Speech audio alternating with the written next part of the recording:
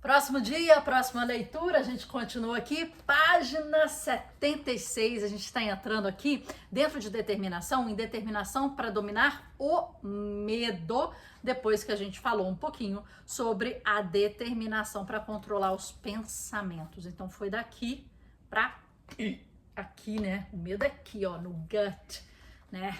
Na boca do estômago, né? E a gente fala, tenho medo, é assim que a gente fala. Vamos lá. A primeira vez que eu me encontrei com um surfista de ondas grandes, Lard Hamilton, foi no início dos anos 2000. A revista ESPN me encarregou de entrevistá-lo como parte de um dos artigos sobre atletas seniors de esportes em ação. Aqueles com as barbas grisalhas, com mais de 30 anos, que claramente, na opinião da revista, estavam chegando ao fim das suas lendárias carreiras. O problema é que Lard não estava chegando ao fim de coisa nenhuma. Quando nos encontramos, ele acabara de inventar o Town-in Surfing, de construir um primeiro aerobarco e estava apenas começando a pensar no surf com remo. 3 atividades que logo dariam uma nova forma ao futuro do esporte em ação. No entanto, a ESPN tinha tanta certeza de que Elijah estava passando da idade para me enviar para falar com ele sobre a experiência de estar passando da idade. Sólidos instintos jornalísticos. Na época, Hamilton era amplamente conhecido como o rei dos esportes de ação, considerado o mais durão de todos, com a fama de ser especialmente duro com os jornalistas. Eu estava amedrontado e Lard não decepcionou. Eu gostava de fazer atividades com os jornalistas. 3 atividades eram, no mínimo, o que ele exigia. Nossa primeira foi uma aula de surf, a segunda foi uma aula de jet ski e a aula de surf correu bem, porque na maioria das ondas eram pequenininhas. Depois o surf ficou chato e Lard decidiu me ensinar a pular em ondas com o jet ski. Ele não parecia se importar com o fato de eu nunca ter andado de um jet ski antes. Como introdução, Lard me colocou como carona do jet ski dele e deu a partida. Voamos no oceano. Eu não estava, digamos, emocionalmente preparado para aquela velocidade. Quando eu tinha 12 anos, o irmão mais velho de um amigo me colocou na traseira de uma bicicleta enlameada e disparou tentando correr o mais rápido possível em meio da floresta. Ele errou uma curva e eu voei da bicicleta, dando de cara numa árvore. Fiquei ferido, mas não debilitado, exceto pelos meus nervos. Depois, então, sobretudo, quando não estou dirigindo, estou no barco de carona de qualquer veículo, passou a exigir uma tremenda força de vontade. No caso do jet ski, depois de uns 5 minutos de terror, não consegui mais suportar. Aquilo não era tão incomum. Quando conheci Lard, o terror era uma experiência familiar, talvez a mais familiar delas. Eu sentia um medo sempre, era quase uma constante na minha vida e eu odiava esse medo. Eu me odiava por sentir um medo, eu sentia que era um covarde e um fracasso. De fato, odiava tanto a sensação de medo que comecei a fazer tudo aquilo que me aterrorizava. Era mais fácil fazer o que me dava medo do que viver com vergonha desse medo. E isso explica minha decisão seguinte. Lard havia jurado que se eu fosse jogado para fora do jet ski, o pior que poderia acontecer era eu perder o fôlego. A uns 80 km por hora, decidi testar a teoria dele. Pulei, caí, de fato. Perdi o fôlego, entre outras coisas. Então Lard virou o jet ski para me pegar e, ao me ajudar a subir de volta, ele disse 2 palavras que mudaram completamente a minha relação com medo. Você também, foi o que ele disse. O que ele quis dizer foi que, assim como ele também, o rei dos esportes de ação mundialmente conhecido, mais durão dos durões, também sentia medo. e também se odiava por sentir medo. Assim como eu, ele também aprendera a encarar o medo de uma forma a aliviá-lo. Isso era novidade para mim. Eu achava que coragem era ausência de medo. Achava que era assim que os homens deveriam se sentir, ou, mais especificamente, não sentir. Eu não tinha a menor ideia do que o medo era algo normal. Ao voltar à praia, Lard deu mais explicações. O medo é uma emoção mais comum na minha vida. Tenho sentido medo há muito tempo. Bem, honestamente, não me lembro como é não sentir medo. É como você age diante desse medo que faz toda a diferença. Lard estava 100% certo. Se você está interessado no impossível, está interessado no desafio, se tem interesse por desafio, ficará com medo. A emoção fundamental, todos nós a sentimos e o que fazemos com ela é que faz toda a diferença. Todas as pessoas de sucesso que conheci estão correndo de algo com tanta rapidez quanto estão correndo em direção a algo. Por quê? É simples. O medo é um motivador incrível. É um motivo pelo qual aprender a tratar o medo como um desafio a se superar. Em vez de uma ameaça a se evitar, pode fazer uma diferença profunda na nossa vida.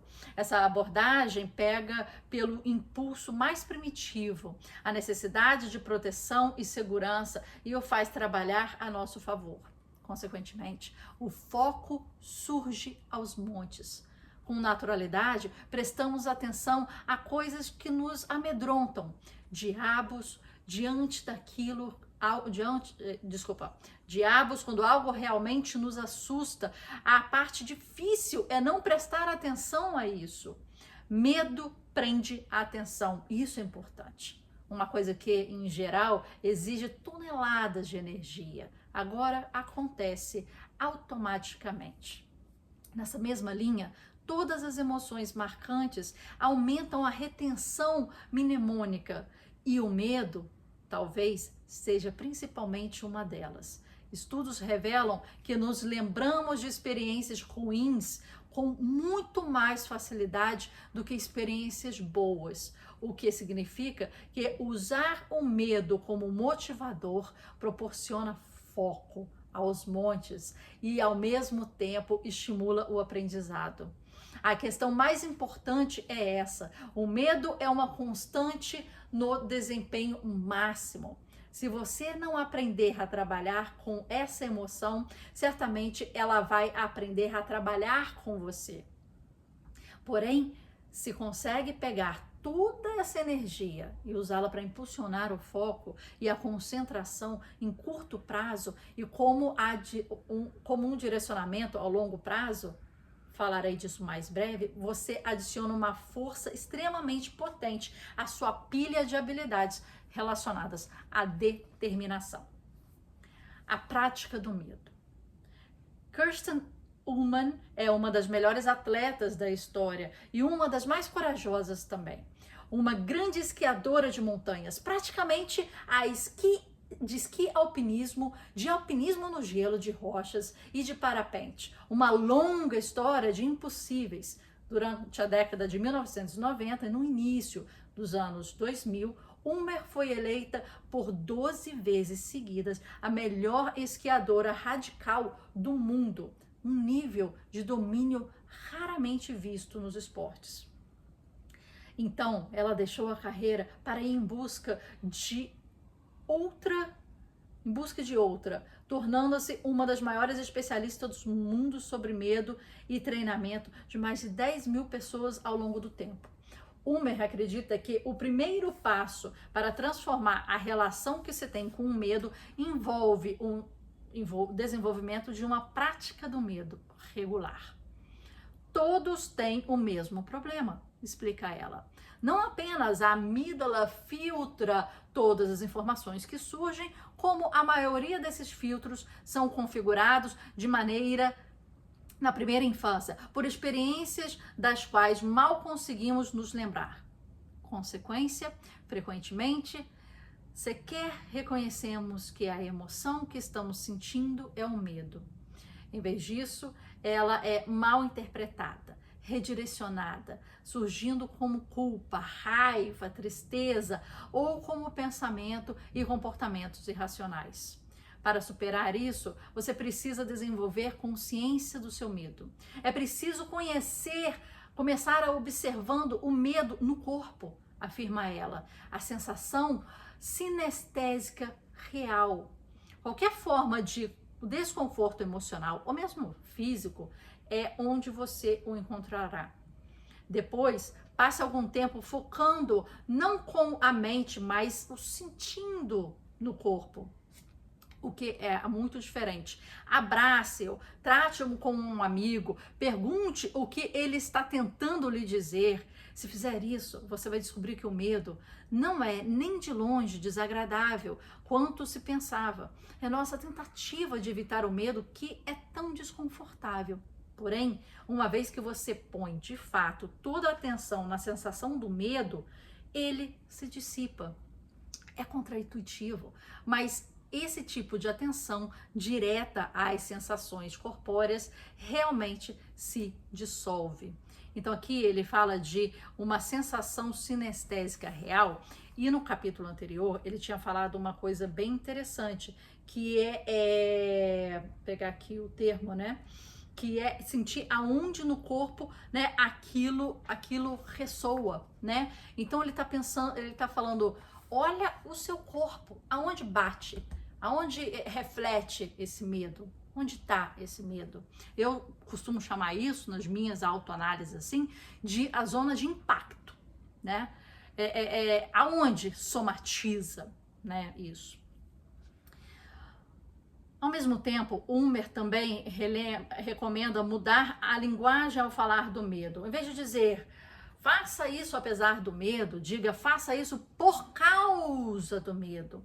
Olhe para o medo como um estímulo, como uma sensação, uma emoção feita para ajudá-lo a focar. Trate o medo como um colega, sugere Ulmer. Isso transforma a emoção de um problema a ser resolvido em um recurso a ser aproveitado. Quando você inicia uma amizade com medo, é preciso construir uma base. Lard Hamilton acredita que o melhor caminho a seguir é a prática de riscos regulares. Quando você começa a confrontar os seus medos, logo percebe que a imaginação é algo maior do que a realidade. Que o medo é uma emoção cara, que exige uma energia a ser produzida. Quando você percebe que a imaginação é maior do que a realidade, por que gastar toda essa energia com algo que não é assustador?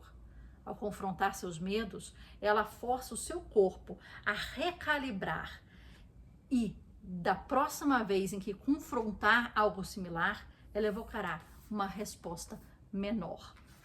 Então, um confronto. Mas como confrontar de fato os próprios medos, né? O como é sempre a grande questão. A ciência mostra que há apenas duas opções: ou construir lentamente a tolerância, o que os psicólogos chamam de desensibilização sistemática, ou fazer tudo de uma vez, o que recebe a denominação providencial de inundação. De qualquer modo, o processo é o mesmo.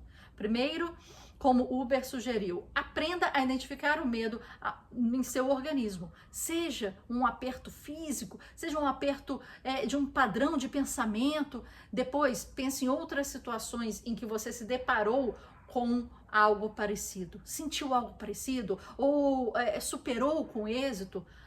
Como é que você fez isso? Quais habilidades psicológicas você usou naquela primeira vez? Quando essas habilidades ficaram claras, pratique-as diversas vezes. Por exemplo, digamos que você morra de medo de falar em público. Primeiro, identifique o local e a expressão desse medo no seu organismo. É uma náusea no estômago? Os seus pensamentos se aceleram? Ou são as duas coisas, talvez? Agora pense em outras coisas na vida em que pese essa mesma sensação. Porém, conseguiu contornar a situação. Um momento em que sua cabeça girou e seu estômago se virou antes de ter uma conversa difícil com um amigo. Ainda uma atitude de ter essa conversa, de superar os sentimentos ruins. Na verdade, você fortaleceu a relação de vocês. Por fim, essas habilidades o ajudaram na primeira vez? Você respirou fundo 10 vezes antes de conversar com esse seu amigo? Legal. Então pratique essas técnicas de respiração profunda. A autoconsciência e a inteligência emocional tiveram algum papel? Ótimo. Então pratique essas habilidades também. Da mesma forma como o psicólogo Michael Gervais nos lembra, saiba como avaliar o progresso. É bom você mensurar até que ponto se saiu bem usando essas habilidades e se elas criaram um espaço psicológico. Aprender a criar o espaço é aprender a agir em ambientes hostis, rudes, estressantes. O melhor é que, já que o risco é um gatilho para o fluxo segue o foco e as consequências chamam a atenção. Esse tipo de prática regular do medo automaticamente aumentará o tempo gasto no circuito. Quando assumimos um risco, o cérebro libera dopamina em nosso organismo, que é de forma a recompensar o comportamento exploratório. Qualquer tipo de risco produzirá dopamina. Portanto, certifique-se de correr riscos físicos, mas tente também riscos emocionais, intelectuais e criativos, riscos sociais. Funcionam excepcionalmente bem. O cérebro processa riscos sociais e físicos exatamente com as mesmas estruturas, o que explica por que o medo de falar em público é um medo número 1 do mundo e não algo que parece ter um sentido mais evolutivo, como o medo de ser devorado por um urso pardo. No entanto, cada um é cada um. Lard Hamilton teve que surfar ondas de 15 metros para acionar uns gatilhos. Para mim, uma de 1,5 metro é mais do que suficiente. Para mim. Para aqueles que jogam no time dos mais medrosos e dóceis, é possível ativar esse gatilho e treinar correr riscos, simplesmente ao experimentar uma atividade nova, ao falar numa reunião, ou ainda ao perguntar as horas para um desconhecido. Depois, alguns dias mais tarde, pergunte a 2 desconhecidos. E assim por diante. O objetivo é ficar confortável no desconforto. A sensação desagradável permanece, mas a nossa relação com ela foi reformulada permanentemente. E é isso que queremos. Legal. Vamos só terminar essa partezinha aqui, porque depois eles entram em determinação para ser o melhor quando se está na pior. Então a gente finaliza aqui a questão do medo. O medo como um guia. Se você pode aprender a ficar confortável no desconforto, pode aprender a dar um passo final nesse processo, que é aprender a usar o medo como um guia. Para pessoas de desempenho máximo, o medo se torna uma flecha com direção. Menos que a coisa na frente delas seja uma ameaça terrível e imediata a ser evitada. As melhores entre as melhores, com frequência, irão em direção àquilo que as assusta. Por quê? Mais uma vez, foco e fluxo. Ir em direção ao que te assusta mais amplia a atenção e isso se transforma em fluxo. O impulsionamento no desempenho de uma situação proporciona o impulsionamento no desempenho que uma situação proporciona nos ajuda a superar nossos medos e a enfrentar os nossos maiores desafios. Mas o encorajamento ainda maior vem depois, com a descoberta de que nosso potencial real está do outro lado dos nossos maiores medos. Ao confrontar o medo, estamos expandindo a nossa capacidade, ensinando a nós mesmos a permanecer psicologicamente estáveis e no controle, mesmo em situações aparentemente instáveis e descontroláveis. Então, a grande coisa aí é olhe o medo de frente, porque nele tem coisas muito positivas. Ele pode potencializar a sua atenção e o seu foco, o que dá uma propulsão no fluxo. Traduzindo, né? Resumindo, é isso. Terminando essa questão de medo, agora a gente entra em outra determinação e a gente vai ler aí nos próximos dias até entrar na ferocidade de um hábito, mas entendendo aí os caminhos da determinação. Tá bom? Até amanhã, até a próxima leitura. Coloca aqui o que você achou do medo, eu acho que é um gatilho muito importante. Todos temos, independente, né, do grau, da forma ou do que, muitos de falar em público, muitos de falar para a câmera, como eu tô fazendo aqui agora. Eu tô sozinha em casa, não tem ninguém. Eu tô aqui olhando no olhinho dessa câmera para falar com você e ter essa troca que vem depois, né? Mas é difícil, essa interação com a câmera é difícil, né? Primeiro que eu tô sozinha, depois, né, você fica assim, eu tô rindo, eu tô falando, eu tô trocando ideia, né? Eu tô aqui com você, mas eu estou sozinha aqui. E eu espero uma resposta sua, só que é descasada do momento em que eu falo. Não é um telefone que eu falo oi, você responde oi, a gente continua o papo. É de repente um WhatsApp, que eu mando uma mensagem, você vai ver no final do dia, quando o seu dia fica mais relaxado. Mas eu mando o WhatsApp, né, te olhando no olho, vendo na câmera, tendo as interjeições que eu teria se você estivesse na minha frente. E é essa troca que eu quero com você. Eu preciso de você ativo do outro lado dessa câmera, assim como a gente precisa passar pelos nossos medos, porque é lá que se encontra os grandes encontros da vida, né? E as grandes possibilidades. É no encontro com você, é atrás dessas câmeras e é depois do medo que a gente passa e vai além das nossas habilidades e capacidades. E acho que esse foi o resuminho dessa parte aí. Até amanhã, até uma nova leitura. Estamos juntos aí na arte do impossível.